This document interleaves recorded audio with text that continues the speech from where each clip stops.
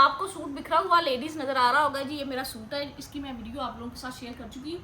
तो मैंने सोचा चलो मर्द हजरात की भी थोड़ी सी हेल्प कर दी जाए, क्योंकि भाई मेरे भी तो मेरी वीडियोस देखते हैं। तो ये सूट मैंने कॉटन में लिए हैं, जो सॉफ्ट कॉटन जिसको बोलते हैं। अभी तो इसको माया लगी हुई है। ये 3200 की रेंज में लिया है और इसका स्टफ देख लें आप, और कलर बड़ा खूबसूरत किस्म का मुझे बहुत पसंद आया तो मैंने लिया। तो एक तो ये है, उसके बाद ये थोड़ी सी बेहतर है, इसमें से थोड़ी सी बेहतर कह लें या अच्छी कह लें इससे, ये 4500 में मैंने बाय किया है। और बेहतरीन किस्म की उनके पास एक कॉटन थी, वो तकरीबन कोई प्रिंटेड में थी, उनका प्रिंट बहुत खूबसूरत था, जेंट्स प्रिंट यानी कि वो 8 से 9000 की रेंज में थे। लेकिन मुझे ना, आप यकीन करें कि मुझे वो थोड़ी सी ना मोटी लगी गर्मियों के हिसाब से। जब आप फुल गर्मी में उसको पहन के निकलेंगे ना तो आपको गर्मी महसूस होगी।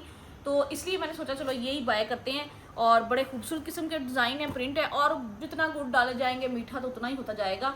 बाकी अपनी पसंद के हिसाब से लें।